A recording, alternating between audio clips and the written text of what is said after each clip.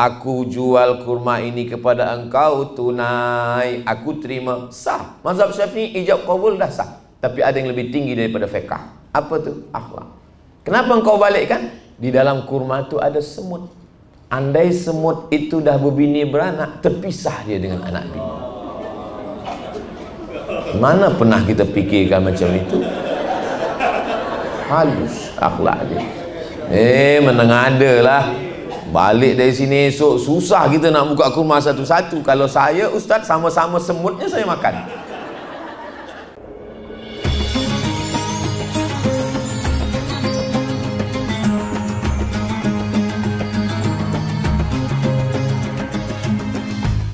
Bismillahirrahmanirrahim. Assalamualaikum warahmatullahi wabarakatuh.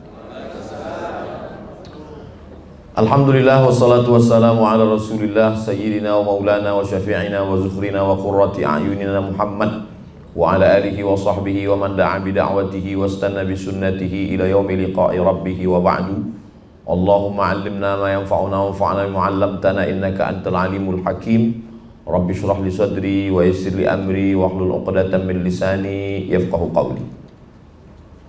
Saya amat sangat berterima kasih kepada Kak Irma dan Ribat Fatimah Az-Zahra yang sudah bertungkus lumus, bersusah payah sehingga pertemuan kita pada petang hari ini boleh terwujud. Semoga semuanya dibalas Allah kebaikan-kebaikan dunia dan akhirat. Datuk-datuk, datin-datin, puan-puan, tuan-tuan, jemputan majlis yang besar tak dihimbau gelar, yang kecil tak dapat disebut nama. Pada petang hari ini, tajuk dari pertemuan kita adalah adab dan akhlak. Adab bahasa Arab, asalnya makdubatun, alif dal ba, makdubatun, adab. Asal daripada kata ni makdubatun artinya jamuan makan. Sebab bila kita beradab ada makanan. Ini tak ada, ni nampaknya kurang adab sikit. Itu maka di mana-mana tazkirah, dari mula awal datang kami pergi ke Melaka, lepas tu malam tadi di Lumut, dan malam ni pula kita doa bersama, mudah-mudahan semua lancar, semuanya baik di Dataran Merdeka, dan esoklah sekali di Jelutong, lepas tu saya pun balik. Memanglah tazkirah di Malaysia ni penuh dengan adab. Sebelum tazkirah makan, selepas tazkirah makan. Saya di Sumatera, di Riau makan sikit. Bila di Malaysia ni sikit-sikit makan. Nah, jadi dulu adab. Bila kita beradab dengan orang, kita jemput orang makan, kita cakap lembut baik. Bila nanti ada tuan-puan, ada keluangan waktu, sila datang ke rumah kami. Kami ada jemputan, jamuan makan malam. Bila dah sampai di rumah, kita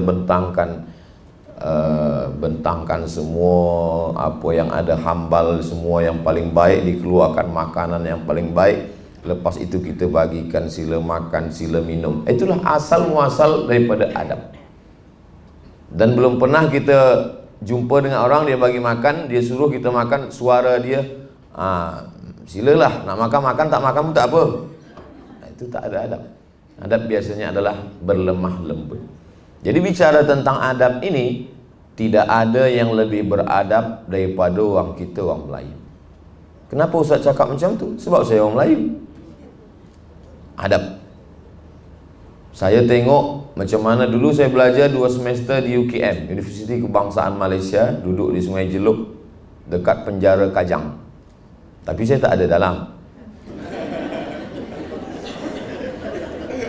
Biasa kami di Riau kalau nak tunjuk pakai telunjuk.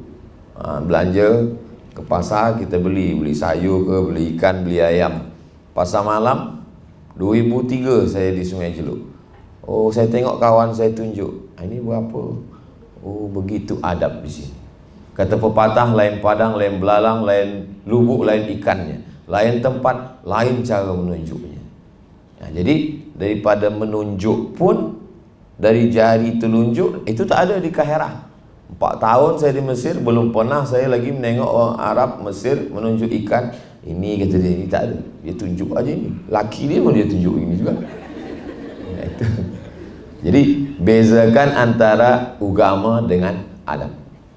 Maka masalah beradab, kita amat sangat beradab. Bagi orang Melayu saya ini tak ada adab. Sebab apa? Sebab orang Melayu dia tak boleh nampak, maaf, belahan celana dia tak boleh seluar. Mesti ditutup pakai kain songket. Tapi nanti malam kain songket dah siap lah.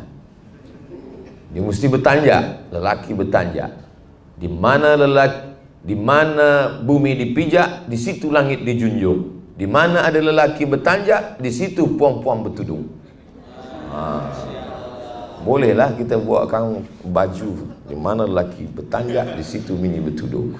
Baru tulis dia. Artinya bahawa, maka kata Nabi SAW, idza ja'akum man tardawna dinahu.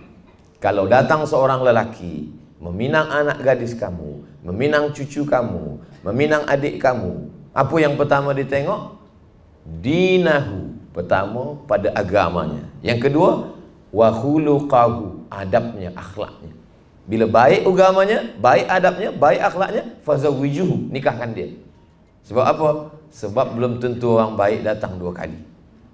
Mungkin dia datang 2 kali, tapi lepas itu dia dah berbini. Dia datang, kita pula tak siap.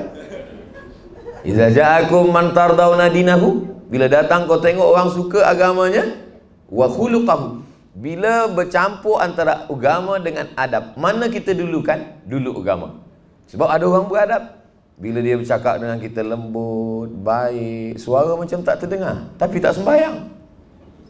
Tapi ada pula orang sembahyang sunat qabliyah, ba'diyah, tahajud, duha, tapi bercakap keras, nak marah, sikit-sikit marah, sikit-sikit marah. Bila dah marah, semua binatang keluar dari mulut dia.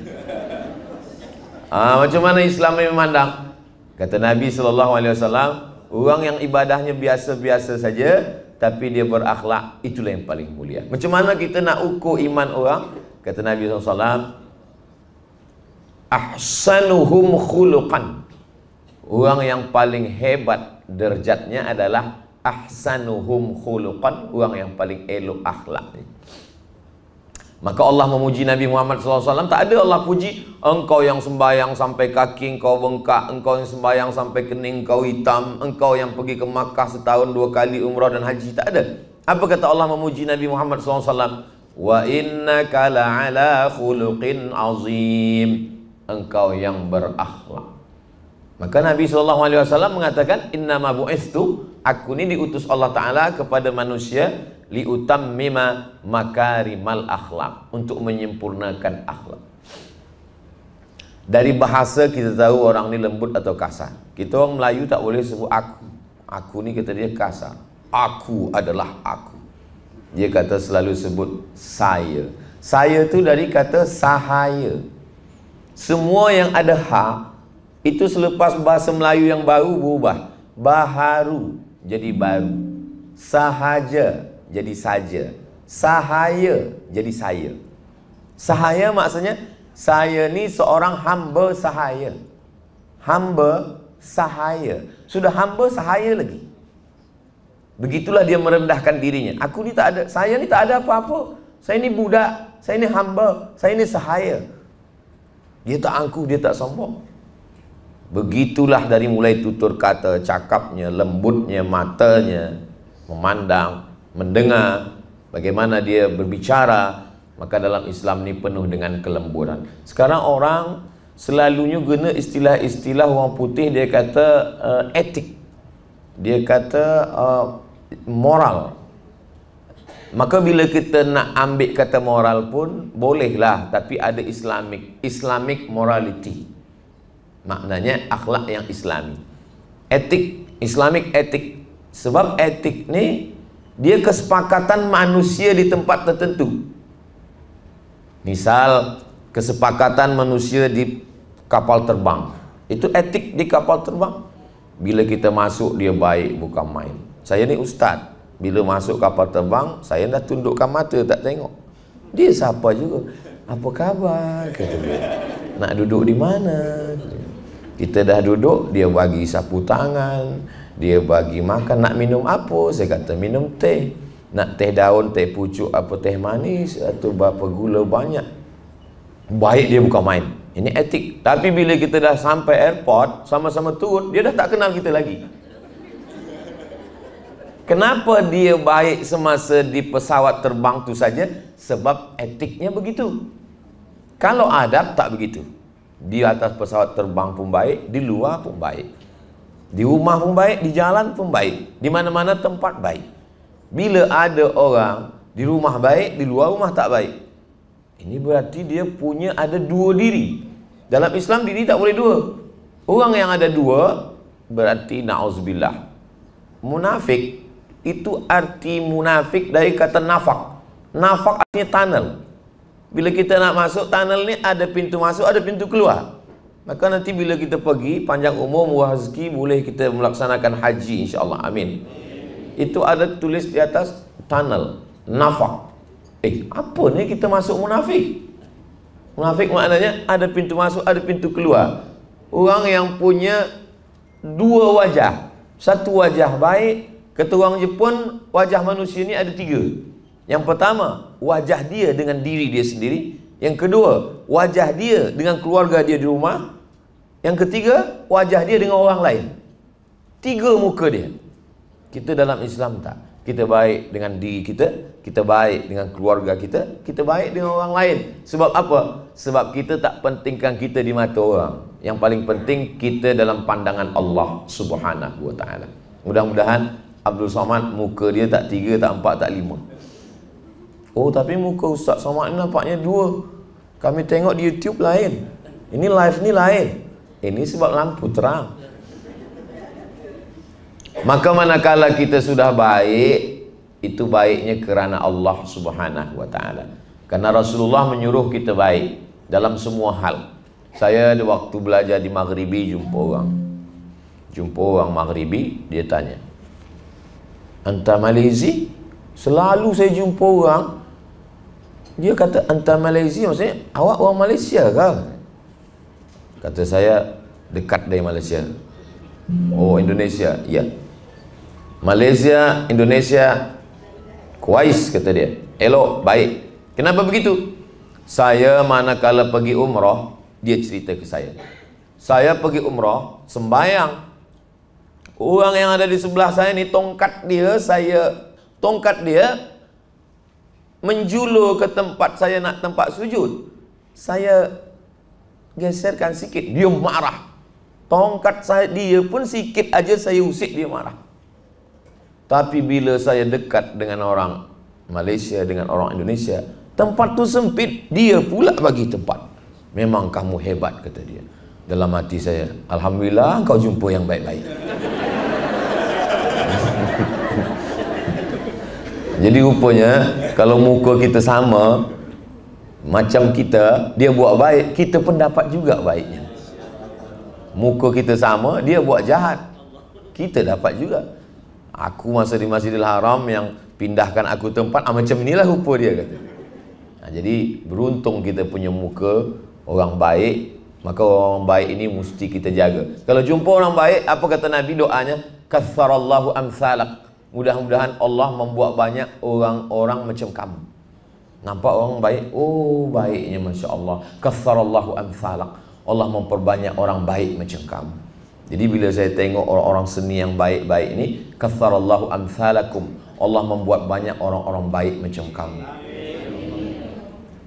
Jadi begitu kita berjumpa dengan orang baik, al-hayatu rihlatun qasiratun.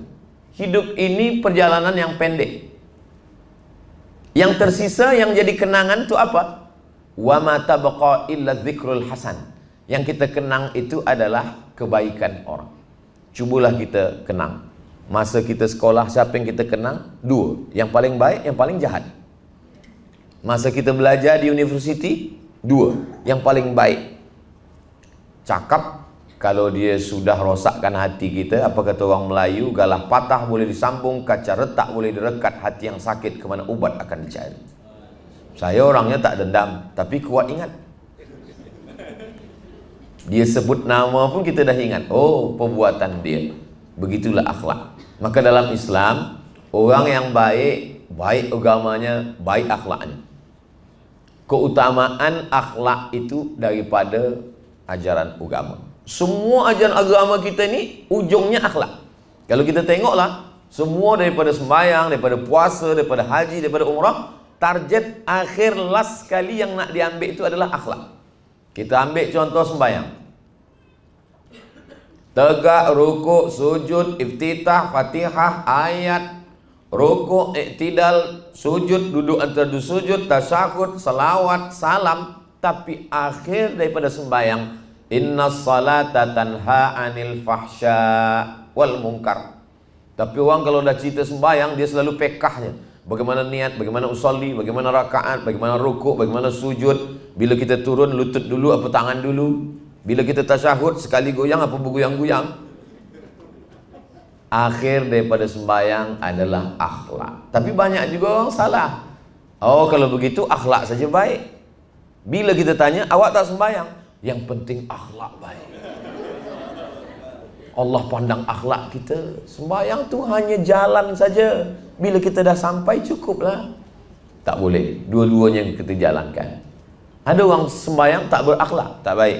Ada orang berakhlak tapi tak sembahyang, tak baik. Sedang pada Allah aja dia tak berakhlak. Apa lagi? Menikahlah dengan orang sembahyang. Dia muliakan Allah, dia muliakan kamu. Jangan nikah dengan orang tak sembahyang. Allah saja tak dia muliakan, apa lagi kamu? Boleh juga buat status esok pagi. Inna salata tanha anil fahsya wal munkar. Fahsya, jahat, tapi maaf, seksual. Sedangkan munkar, jahat, non seksual. Sebab apa? Sebab manusia ni dua. Ada dia baik, dia tak korup, dia tak tipu, dia tak bohong, tapi gatal. Ada orang ni cakap dia tak ada, gatal, mata dia pun elok, tapi pelit minta ampun. Ini maka bila dia dah sembahyang, dua-dua dia terjaga. Haji, orang kalau tak faham haji, apalah haji ni? Pusing-pusing, lari-lari, lempar-lempar, kemah-kemah, balik haji. Tapi sebenarnya tujuan daripada haji itu adalah akhlak. Faman farada fihinnal hajjah, siapa yang dah buat haji, fala rafasa, dia tak jahat seksual, wala fusuqa, dia tak jahat non seksual, wala jidala, lidah dia tak kasar. Jadi kalau ada balik haji lidah kasar, berarti dia baru setakat, pusing-pusing, lari-lari, lempar-lempar, kemah-kemah, balik haji. Semasa di sana pun tak ada baca doa. Haji memanglah tak ada doa wajib, tak macam sembahyang. Kalau sembahyang ada rukun, siapa tak baca Fatihah tak sah sembahyang. Kalau haji tak ada. Maka kalau ada orang banyak duit, kenapa tuan belum pergi haji? Saya ni belum lagi hafaz doa pusing 1, pusing 2, pusing 3, pusing 4, pusing 5, pusing 6, pusing 7, hingga pusing kepala. Saya tak tahu bacaan. Haji ni tak ada baca doa pusing. Diam aja dari awal sampai akhir, dia tetap sah haji. Tawaf diam, sa'i diam, wukuf diam, lontar diam, jumrah ula, wusta, aqabah diam. Haji juga. Haji apa namanya? Haji diam. Dia tak ada cakap. Beza sama sembahyang. Sembahyang kalau tak baca Fatihah, la salata, tak sah salat liman lam yaqra' bi Fatihatil kitab. Puasa. Puasa tu kalau orang tak faham, apalah puasa ni? Tak makan, tak minum, tak tengok, tak dengar, diam. Laki saya ustaz, memang kalau dia dah puasa tu Masya Allah, tak makan, tak minum, tak tengok, tak dengar. Kenapa? Tidur. Puasa ni bukan tidur. Puasa ni bukan alihkan makan siang, makan malam. Puasa ada akhir. Akhir daripada puasa adalah akhlak. Mana akhir puasa? Ya ayyuhalladzina amanu kutiba alaikumusyamu kama kutiba alal ladzina min qablikum la'allakum tattaqun. Takut pada Allah. Jadi kalau ada orang yang haji, puasa, sembahyang, tak berakhlak, maka dia tak sampai pada hakikat Islam. Islam ni amat sangat halus. Ada seorang ulama namanya Ibrahim bin Adham. Imam Ibrahim bin Adham membeli kurma. Beli dari pasar, balik ke rumah. Sampai ke rumah, rupa-rupa di dalam kurma ada semut. Dia balik ke pasar. Dia pergi ke tempat jual kurma. Dia balikkan kurma yang ada semut tu balik. Orang heran, apa kau balikkan kurma untuk apa? Itu dah sah. Secara fiqh jual beli itu sudah sah. Aku jual kurma ini kepada engkau tunai, aku terima, sah. Mazhab Syafi'i ijab qabul dah sah. Tapi ada yang lebih tinggi daripada fiqh. Apa tu? Akhlak. Kenapa engkau balikkan? Di dalam kurma itu ada semut. Andai semut itu dah berbini beranak, terpisah dia dengan anak bini. Mana pernah kita fikirkan macam itu? Halus akhlak dia. Menengada lah. Balik dari sini esok susah kita nak buka kurma satu-satu. Kalau saya ustaz, sama-sama semutnya saya makan. Itulah yang ada pada diri Nabi Sulaiman alaihissalam. Nabi Sulaiman alaihissalam, mana dia nak berjalan? Sebab apa? Sebab dia dengar ada pasukan semut. Wahai semut-semut, masuklah engkau ke sarang-sarang kamu, supaya kamu tidak dipijak oleh pasukan tentera Sulaiman alaihissalam. Ada akhlak kepada binatang. Nabi sallallahu alaihi wasallam cakap, apa kata Nabi? Idza zabahtum fa ahsinu zabhah. Kalau kamu menyembelih haiwan, sembelihlah dengan baik. Macam mana menyembelih dengan baik? Falyuhidda syafratahu, pisaunya tajam. Wal yurih zabihatahu, matinya tenang. Tak boleh potong dengan tulang, tak boleh potong dengan kuku. Maka dalam Islam tak boleh potong bunuh dengan elektrik, tak boleh dengan air, dituang air hingga mati, tak boleh. Maka disembelih dengan lembut. Bismillahi Allahu Akbar. Kenapa sembelih itu tak Bismillahirrahmanirrahim, Ustaz? Dia tak sesuai. Rahman sayang, Rahim kasih. Kalau kasih tak sayang, tak potong. Takkan Bismillahirrahmanirrahim potong, kata kambing, kata kau kasih sayang, kenapa kau potong juga? Maka dia cakap Bismillahi Allahu Akbar. Dengan nama Allah, Allah yang maha besar, kubalikkan makhluk ini kepada engkau ya Allah. Saya ni kalau bagi tazkirah, suara saya memang keras. Maka orang cakap, Ustaz Somad itu ustaz yang keras. Suara saya saja, hati saya lembut. Saya seumur hidup tak pernah motong ayam. Tak sampai hati saya menengok ayam tu mati. Tapi kami tonton ada di YouTube orang ustaz tengok potong kerbau, potong lembu. Itu 2 tahun lepas sebab ada training untuk slaughter, potong. Bila kami dah buat training, dia cakap, Ustaz, inilah masanya, potong. Takkan saya cakap tidak. Nampak saya penakut. Saya potong Bismillahirrahmanirrahim. Tapi lepas tu tak ada. Petang ni pisau banyak di rumah, tapi untuk motong tidak. Tak sampai hati saya motong. Tapi bila dah siap, tak sampai pula hati tak makan. Itu ada akhlak. Suatu ketika Nabi SAW datang, ada seorang lelaki, dia bawa kambing. Dia bawa kambing, dia asah pisau ni di hadapan mata kambing. Oh, Nabi marah. Apa kata Nabi? Aturidu antumitaha mautatin. Apa engkau asah hadapan mata dia? Engkau nak bunuh dia berkali-kali. Asahlah di belakang, asahlah di dapur. Lepas tajam baru potong, kata Nabi SAW.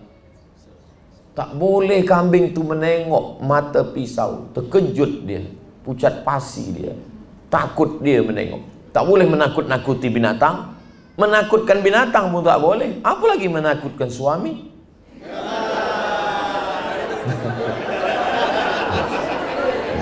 Abang pergilah, tapi bila macam-macam. Di sini tak ada, sini dah baik-baik semua. Tempat lain. Nampaknya lelaki ini hari ini mendapatkan support yang luar biasa. Inilah yang kami tunggu-tunggu dari Ustaz ni, gitu dia. Jadi memang akhlak ni kalau kita tengok Nabi SAW. Jadi kalau ada orang bercakap, oh akhlak kepada manusia biasa, akhlak kepada guru biasa, tapi akhlak kepada haiwan, akhlak kepada lembu. Ada seorang lelaki, lalu dia ambil api, dia bakar kepada sarang semut. Dia senang betul menengok semut tu lari tunggang langgang lintang pukang, kata orang Melayu. Semut lagi. Nampak Nabi, marah Nabi. Apa kata Nabi? La yu'adzibu bin nar illa rabbun nar. Tak boleh membunuh dengan api kecuali Tuhan pemilik api. Kenapa engkau bunuh api? Dalam perjalanan panjang ada seorang lelaki, dia ambil anak burung, dia bawa balik ke rumah. Kata Nabi, dapat dari mana? Sana. Balikkan anak burung ni ke sarang induknya, akan menuntut di hadapan engkau, di hadapan Allah Subhanahu wa taala. Maka saya Anak kemanakan kalau dia nak minta main-main binatang yang saya tak bagi. Nak minta belikan burung, tak. Tapi kalau kita ada sangkab yang besar, boleh. Kalau kecil, tak. Kenapa? Dulu beberapa tahun lepas, ada ustaz di Bogor membuatkan sarang burung yang besar. Semua jamaah yang ada sarang burung kecil-kecil sila bawa. Kita akan satukan dalam sarang yang besar. Yang akan melepas adalah Ustaz Abdul Somad. Saya lah melepas burung. Bila kita lepas, rupanya dia tak boleh terbang. Sebab apa? Sebab tak pernah terbang. Dia berjalan sedih menengok. Berjalan macam katak. Dia tak pernah terbang. Apalagi burung ni hanya seekor. Sejak akil balik sampai tua tak berbini. Dia menjerit, kata yang punya, hebat, the best. Padahal dia menjerit, bini, kata dia. Kita sudah menyiksa. Ikan begitu juga.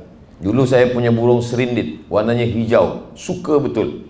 Satu hari saya sedang duduk, umur saya masa itu 10 tahun. Lama saya berfikir, macam mana burung ni? Saya dibagi orang, dibelikan untuk saya hadiah dari Riau. Bila satu hari saya gantung dia di pokok jambu, saya tengok, oh sedihnya burung ni. Mana mak dia, mana ayah dia? Saya buka, saya lepaskan. Lepas tu pakcik saya tanya, mana burung serindit? Tak tahu, lepas, kata saya. Sejak itu sampai hari ini tidak. Saya tak nak siksa binatang. Kenapa? Karena ada hati dan perasaan. Merasakan perasaan orang lain. Inilah yang paling susah. Itulah ajaran Islam. Itu maka saya di mana-mana tazkirah saya bagi tahu. Saya tazkirah dalam waktu 60 menit. Supaya apa? Saya tahu perasaan orang lain. Sebab setengah orang mendengar tazkirah itu dia fikir, bilalah selesai ni. Tapi bila dia dengar saya tazkirah, dia dah tahu 60 minit. Kecuali sembang dengan orang seni, hanya 30 minit saja. Bukan salah saya. Tanyalah Kak Irma. 30 menit dengan sembang, lepas tu akan ada dialog. Ada soalan, ada jawaban yang boleh saya jawab, saya jawab. Tadi mula pukul 5 suku, sekarang dah pukul 6 kurang 15. Maknanya waktu kita dah habis lah. Artinya akhlak ini juga. Akhlak saya tunjukkan supaya kadang orang dia cakap panjang lebar, setelah itu di akhir last kali dia katakan, demikianlah tazkirah yang sangat singkat ini. Kata hati, apa singkat, kami tertidur dah kemana-mana pergi. Akhlak. Kalau kita diajak akhlak dari kecil, apa kata orang Melayu? Dari kecil terbawa-bawa. Dari kecil terlonjak-lonjak, sudah besar terbawa-bawa, udah tua terubah tidak. Saya sampai hari ini, walaupun dah tua, kalau saya duduk di atas kerusi, ada orang di bawah, tetap dalam hati dalam tu, aku ni macam tak beradab. Kerana dulu kecil diajarkan mak, tak boleh duduk di atas kerusi bila ada orang di bawah. Ingat betul, datang tamu, saya duduk atas kerusi. Mak saya dah pandang, 2-3 pandang saya senyum. Balik tamu. Dia nak besarkan volume. Sampai tua teringat. Jadi yang paling elok mendidik kita adalah ibu. Makanya ibu al-madrasatul ula. Sekolah yang pertama sebelum tadika, sebelum sekolah dasar, sebelum menengah, sebelum BA, sebelum master, sebelum PhD, sebelum profesor adalah sekolah ibu. Maka pemuda-pemuda belia yang nak menikah, jangan engkau katakan, sudikah engkau mendampingi aku dunia akhirat? Sudikah engkau mendidik anak-anakku menjadi anak yang berakhlakul karimah? Yang lah lalu dah lah, tak usah. Maksudnya yang belum-belum. Sebab dialah yang mendidik anak-anak kita. Saya pergi, saya terbang sejauh mata memandang. Lepas tu saya balik ke rumah. Anak-anak akan dididik oleh orang di rumah. Maka itulah pentingnya pendidikan akhlak bagi seorang ibu. Itu maka Nabi Ibrahim, Ismail itu dididik oleh Hajar. Hajarlah yang mendidik dia. Maka akhlaknya luar biasa. Ya bunayya, wahai anakku, inni ara fil manam, aku nampak dalam mimpi, anni azbahuka, aku menyembelih lehermu, fanzur madza tara, apa pendapatmu nak? Jadi bila kita nak tes anak kita, buatlah macam Nabi Ibrahim menguji anak dia. Balik dari sini, ambil pisau. Wahai anakku, aku tengok dalam mimpi malam tadi, aku menyembelih engkau. Apa pendapatmu? Kejap ya, saya telepon polis. Apa jawab Ismail yang dibesarkan oleh Hajar? If'al ma tu'mar ya abati, wahai ayah, if'al ma tu'mar, laksanakan perintah Allah. Satajiduni insyaallahu minas sabirin. Aku sabar menerimanya. Ayah beradab, anak beradab, anak berakhlak, ayah berakhlak, diganti Allah dengan seekor kambing. Namanya sampai hari ini kita sebut kama sallaita ala Ibrahim wa ala ali Ibrahim kama barakta ala Ibrahim wa ala ali Ibrahim. Ali Ibrahim itu Ismail alaihi salam. Itulah agaknya muqaddimah dialog sembang bersama orang-orang seni petang ini. Saya akan teruskan dalam soalan dan jawaban. Al-Ustaz Sahibul Fadilah falyatafaddal mashkura. Assalamualaikum warahmatullahi wabarakatuh.